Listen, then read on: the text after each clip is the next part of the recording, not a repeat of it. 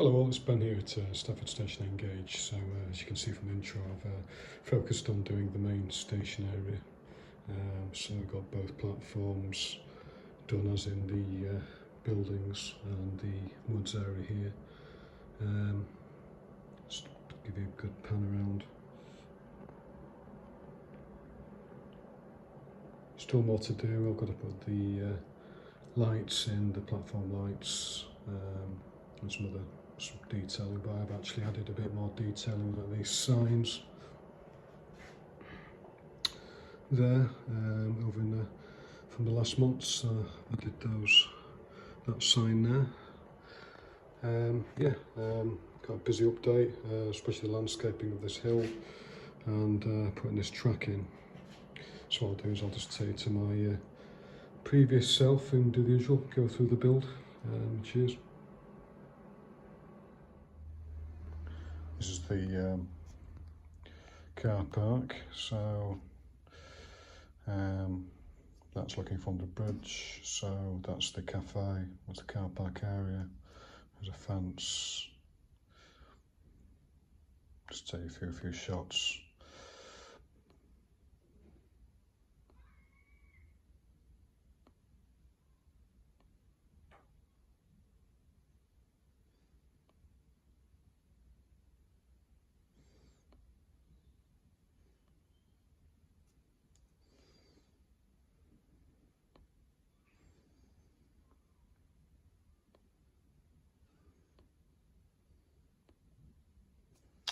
So the big build is going to be this cafe here as well. So what I'm going to probably concentrate first on doing is the just the car park itself. So I'll be using grout to actually just cover the car park area up to probably this point here before this starts, because I don't want to do the hill just yet. Tackling this waiting room now, Litchfield platform. So it's got a prefabricated structure and it's got like canopies on each side, and it's got like a little shop here, and it's got a ticket office as well. And this side it's more of a waiting room, and there's toilets in this section. So I've done the usual elevation drawing. So I've just got to decide how to build it now. So I think what I'm going to go for is postcard kind of core or carcass, and then 3D printed elements on the outside,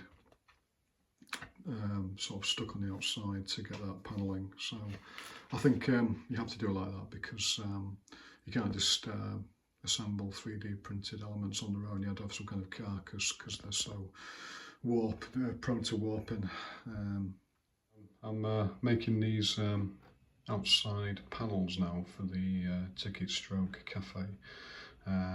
So as you can see on the prototype, the structure is made up out of a series of panels which are attached together. So you've got like wall panel types, window panel types, and a door panel type.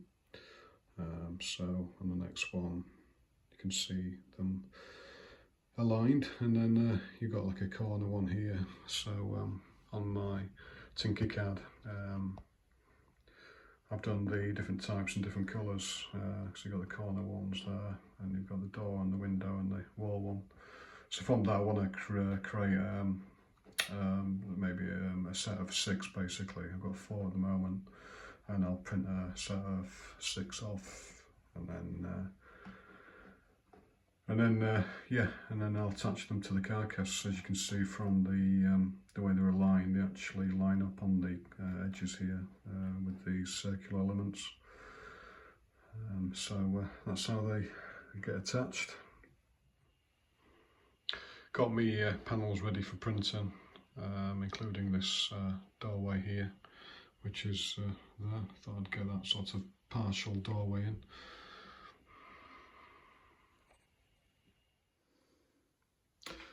Right, I've got to this stage now where I printed off the main panels, and I've done the carcass and also the canopy and the curved roof. I've used curved elements underneath this as well, which I 3D printed in. Really fancy cutting curved sections out in plasticard to support this. Yeah, quite a struggle to actually get it to fit together with 3D printed resin. You can't. It has very little flexibility to adjust, so you end up sanding the plasticard instead. Got the main elements there. Also, I've done some seating as well for the inside, and this is an image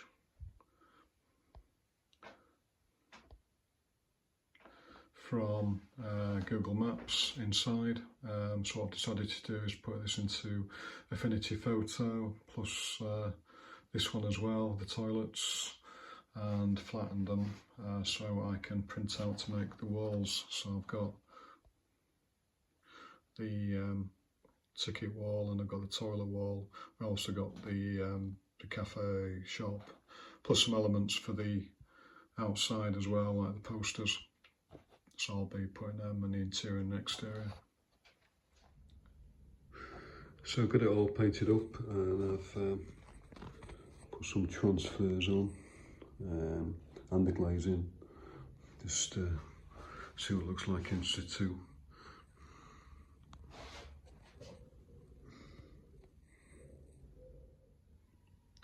So a view of the interior. So I've got the seats painted up. I've got the cafe stroke shop there. Got the little posters in the outer wall. And then I've got the elements like the toilets there and little ticket office there.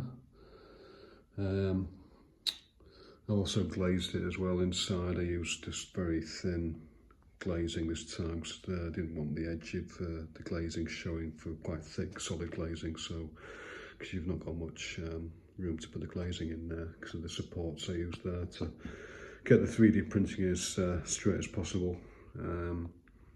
So obviously didn't have much room to put the glazing in. So I'm definitely going to put lighting in, so what I'll probably do is put a feed through this toilet area here and put some LEDs going across there.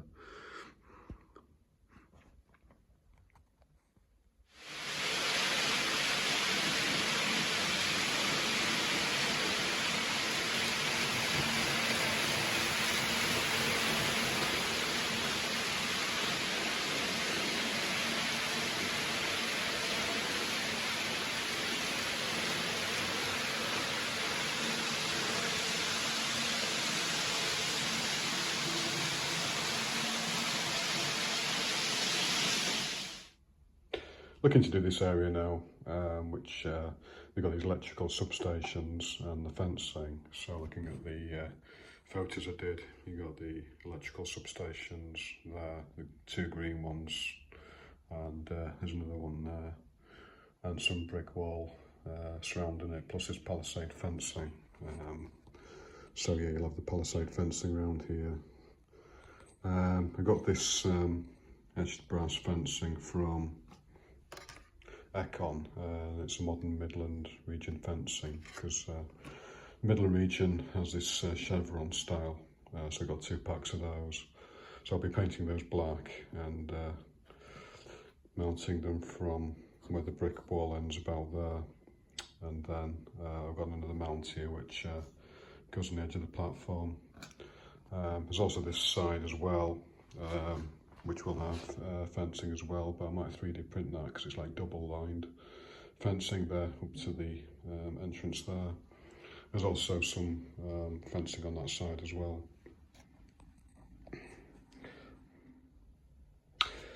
Marking up now my car park markings. So I've got this zone where the cars can't park here, and you've got this disabled zone, and you've got general parking here. Just used Apple Maps in this case because they've got a quite decent aerial photo of the marking areas. I'm also marking where the gates start for this enclosed zone for the electric substations as well.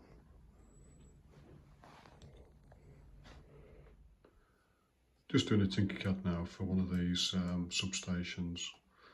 So it's based off this one here. So you got this almost container look to it with the corrugated metal and the vents. That's another view from the end. And then on this side you've got this cabinet next to it. I've also tried to model the overhead door light as well on each side.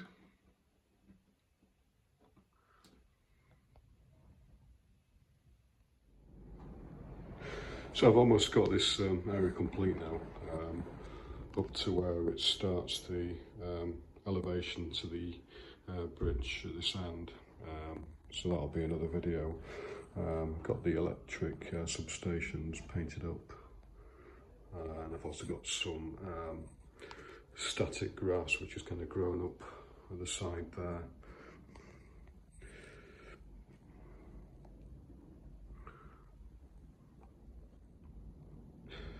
A view from this angle. So obviously there's still more to do. There's the lights to do, and there's some signage as well.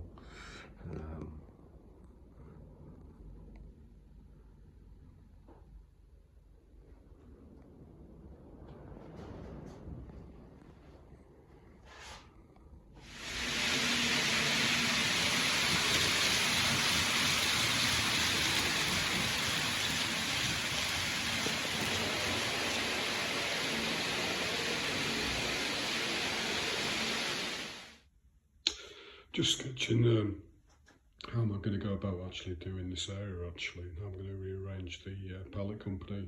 Originally I was going to have the buildings in the same orientation. Obviously mine's like cropped about there, so I'd only get a bit of this building in, but what I'm thinking is rotating the building so it's perpendicular with the edge of the board, and then having this area slightly arranged around the space I've got really. So the pallets there, I've kind of briefly drawn them on. And I've also got this station building here. So this is where level 1 starts, and then I'll go to possibly level 2 here. And then you've got level 1 here. So by the time it gets to that, it will be level 1, and then level 2 there, and slowly build that. And that's just like wooded. So yeah, slight deviation from the prototype, but sometimes just to make it more interesting for the layout is to rearrange stuff sometimes. So that's probably what I'll go for. I've built up the landscape using 9mm ply. Got the rise of the track going up. I've used 1:40 as the grade. It's probably slightly steeper than the prototype, but not much, because it has to hit the junction there where it hits the point anyway on the Google Maps, so it can't be that much less than that. I've done the levels there, this one to level 3 because I want to back the plinth on there as well, the Litchfield plinth. Just using standard box card now to pack up the slopes there, just from each level.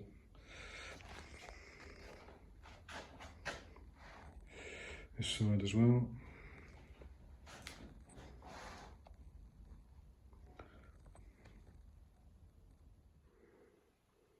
Doing some work now on this concrete sign now. So based on the photographs, I've done elevation drawings on the side, front and plan view. I've scaled it up by using the seats here, so I've actually got a little modelling gauge seat which I've then used to scale up the rest of it. And I've decided to go for 3D printing. So it's got quite like a monolith type structure, and it's got its like classical elements here with this edging here.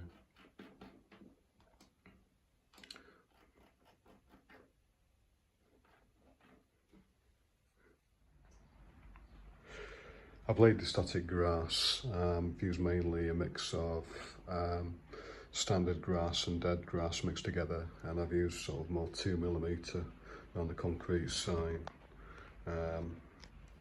Speaking of which, I've done basically a flattened copy of a photograph I took.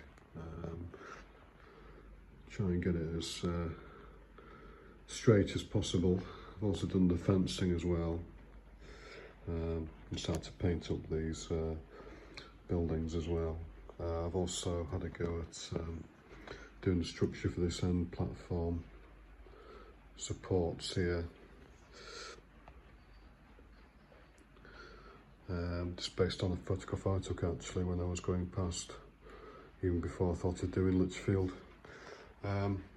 Starting now then on the trees, so I'm using some armatures which I'm kind of modifying by gluing seafoam onto. It's all a bit experimental in a way. I don't think I've ever done this before, just to sort of make the branches a bit more refined. So get on with that. Also just using seafoam on its own as well. Just using white at the bottom just to fix them together. So once I've got quite a lot of those, I'll prime them up and then get the foliage on. Well, thanks for watching. Just one final thing, as you've seen in the running session part of the video, I've got a class 37 coalesce, which tend to see just mainly hauling network rail stuff now, not much else. So I've tried to take like a typical formation using grain Farish stock.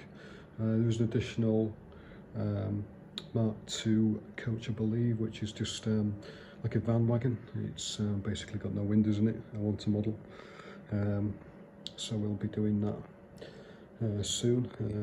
But yeah, you can't beat a 37. It's a brilliant loco.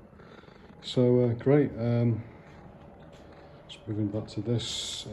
Next time I'll probably be focusing on doing the bridge here. So there's a big bridge there, and then there's this part of the car park elevates to the bridge, and there's a building here. So I'll probably focus on that. So thanks for watching again, and I'll see you in the next one. Cheers.